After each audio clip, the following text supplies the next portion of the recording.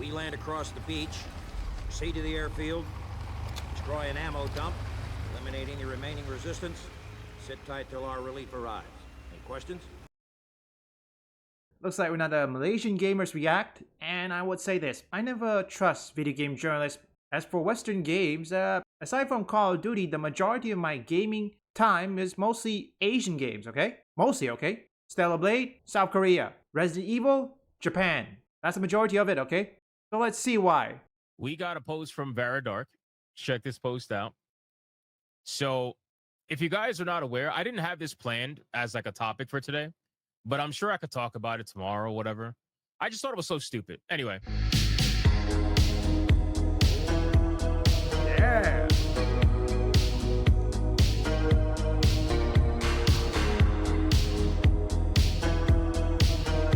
So Veridark made this post and she said, "Oh yeah, guys, the gamer is right.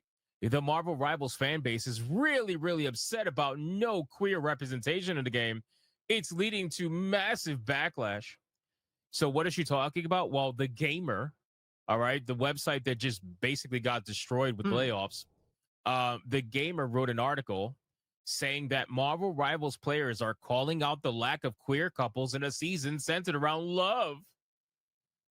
So this is a prime example of when the gaming journalists believe in their own minds that they truly have control over the narrative in the mainstream. Now, here's the thing, folks. I've already made this kind of video in my first channel, okay? And I would say this, when it comes to this, let's think about where Marvel Rivals was created, okay? NetEase may have a Western division, but the center of it, think about that, is China, okay? Do you really think China is going to tolerate LGBTQ, better yet, queer? Think about that. Used to many, many, many years ago. They're literally trying to do, they're trying to make something exist by writing about it and pretending like it exists when it doesn't exist, right? There is almost nobody that is upset over the lack of queer representations that actually plays Marvel Rivals. Nobody. Because there are so many people out there that are woke as fuck that are playing Marvel Rivals like crazy. I know for a fact because I've seen them play the fucking game. Okay, so nobody's actually complaining about this. Nobody actually sees that's a problem. Nobody's saying, "Oh my God, why is there no gay fucking in this game?" Nobody cares. Nope, okay, nobody. But the gamer decided to write this article talking about this, pretending as if people actually care. Now, the funny thing about this is if you look at Veridark's post, she highlights, and this is insane. I want you guys to look at look at the difference here. Look at the difference here, okay? She highlights the fact that this post got 17 comments and 2 likes. Two likes, right? 2 likes on this. Mind you, Veridark has 45,800 followers. She managed to get 3,600 likes in this post, okay? Wow. The gamer, I had to go check. I had to verify this because I was like, there's no way. Maybe she screenshotted it early to make them look bad. I'm like, maybe that's what it is. The gamer has double the amount of followers than Veridark. Double. Okay? Double. Their most recent post, not a single fucking like. Ooh, emotional damage. Oh boy, you'll love to see it, folks. I'll be honest, I never exactly have Twitter, okay? My Twitter's already suspended. I'd like to ask you guys this. How does this user, the gamer, a journalist website, has like what? Double the amount of follower than Veridark, yet got little likes? Why is that, folks? Could it be because gamers don't give a fuck about game journalists anymore? Or maybe game journalists just keep attacking gamers, thinking that they are not the target audience by saying that they are racist, homophobe, transphobe, xenophobe, incel, chuds. And 51 views. Wow. The next post, 2 likes at 128 views. The next post, no likes on 153 views. The next post, no likes at 212 views. Guys, you could literally, the 8 best Souls-like animes, no likes, 205 views. This is why when we talk about the mainstream gaming industry, I want you guys to understand, okay, that there is a massive level of just bullshit, right? It's all there is a reason why they can't stop talking about people like Veridark, people like myself, Yeah, people like Smash. Like they can't stop talking about people because quite frankly, they are very, very, very envious of the amount of genuine interaction that we get from people, right? and also Hypnotic, Veridark, Smash JT are living rent free in their head. Yeah, I think every time they go to sleep, these journalists keeps on thinking about them. Same goes for Alyssa Macante. Every time she sleeps, she always think about Smash JT. Oh, I'm going to kick his ass. Right? These are the people that want you to believe that they have almost 90,000 followers on X and not a single person is liking the majority of their posts. They are averaging 100 to 200 views a post on a platform where, to be honest, it's very easy to get views. So let me ask you this question, ladies and gentlemen. If they're only getting 0 likes and 1 to 200 views on the majority of their X posts, what do you think their articles are getting? What do you think the gamers' articles are getting? And then sit back, think about whatever that number is, and realize that that is the reason why they just suffered massive layoffs. As much as they want to try to make it seem as if, you know, it's big, evil, greedy corporations that are firing the gaming journalists that's bullshit. that are so innocent. At the end of the day, these guys have zero fucking traction whatsoever. Yep. Literally zero traction whatsoever. And I know this shit pisses them off. I know it does. It's obvious in the way that they act. Yet they continue to do it and they refuse to admit or take any accountability. I mean, seriously, they still attack people who voice, or in this case, who criticize Naughty Dog, who criticize Kotaku, saying that they don't matter. And also, look what happened with the Helldivers 2 debacle. How many game journalists attempt to downplay gamers' boycott? This is the reason why game journalists, they can either choose to either, I don't know if it's going to be a reliable choice, but they can either choose to be replaced by YouTubers or AI. This is why the obsession is so real. Wow. This is why they constantly think about it. This is also why, by the way, they constantly bring up what do they constantly bring up? Money. Aside from views, what do they constantly bring up? Money, print money. All the time. Because look at these guys, bro. What the who are they talking to? They're talking to themselves at this point. They're posting literally for themselves. The 10 best turn-based roguelikes. 0 likes. Even Kotaku gets more than this. And Kotaku's fake as fuck too. Yeah. This is insane. I never go to their Twitter page, so I had no idea until Veridark posted about it. I'm like, there's no way, right? I'm trying to give them the benefit of the doubt. I was like, there's literally no way. Let me check. And then I went and I checked, and I'm like, okay, almost 90,000 followers. That's nice.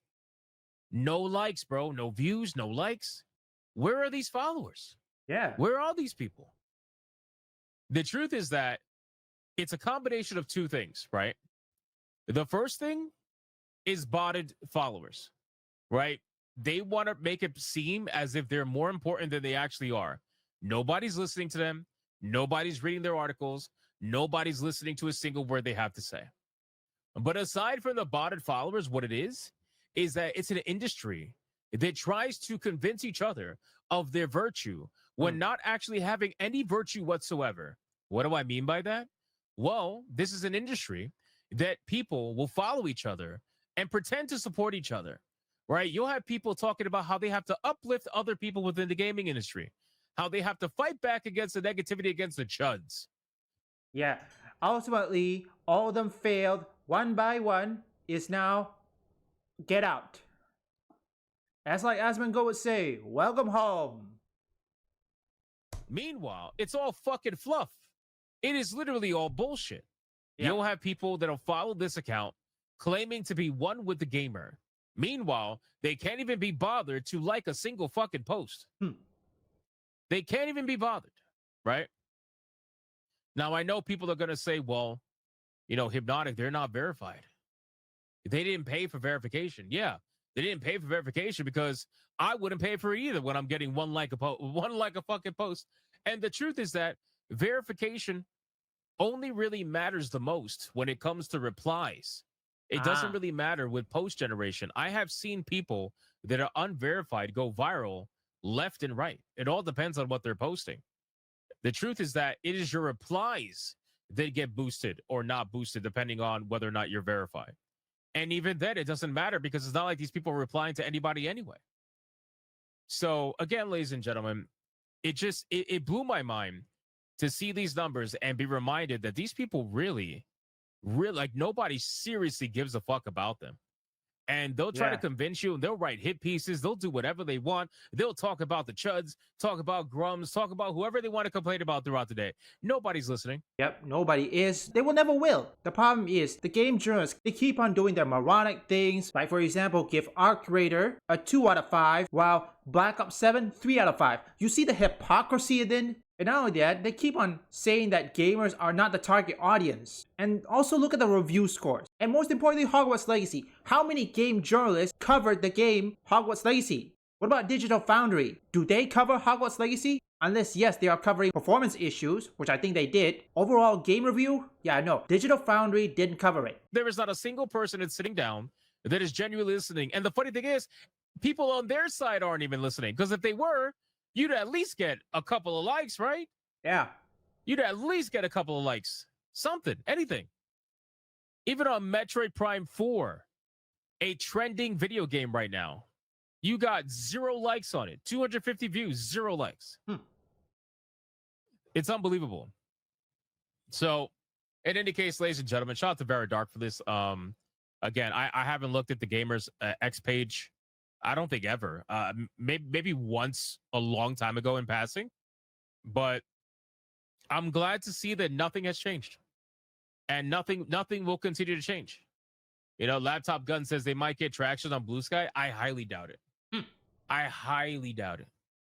Because all those people that say they're using Blue Sky only, they're totally not on X. They're on X. They're on X with alt accounts. It's been proven already. They can't leave X. They need to stay with X because the truth is that they don't get the attention they're looking for on Blue Sky. Right? When they go to Blue Sky, when you're in an echo chamber, they're not happy because everybody's agreeing with what they're saying. And they say that they want that, or internally they might think they want that, but truthfully, they want the fight. They want the fight. They need the fight. They need the attention that comes with the fight. So they go to X to get that attention. Good video. I'm guessing these journalists, they couldn't help themselves. They want to fight against the consumer, okay? And now journalists probably soon be replaced by AI, even though I don't advocate for this. But then again, when it comes to journalists, yeah, they can either be replaced by either AI or YouTubers, okay? Close to 90K followers, and the journalist gets no likes or barely any likes at all. Now you see why many gamers, pretty much they just go to YouTube or Twitch or X. They don't go to sites such as The Gamers and what else? BBC, Polygon, whatever it is. They don't go there. All they go to is either YouTube or maybe X to either look for news, game reviews, gaming related topics such as walkthroughs, let's plays, all that sorts, okay? So the question is, will they change? Well, the journalists, they're gonna continue to do this because these people are ideologically captured and they will never change. I say that when it comes to 2026 recap video on my first channel, video game journalists are one of the few things that will never ever change. The Marines began to truly develop their style of combat. This preparation paid huge dividends in the early days following America's entry into the war. Guadalcanal was taken and secured with almost no loss. However, swift Japanese counterattacks led to a tough and costly campaign to hold the island. Despite the brutal climate and high number of enemy troops, the Marines, aided by U.S. soldiers and local inhabitants,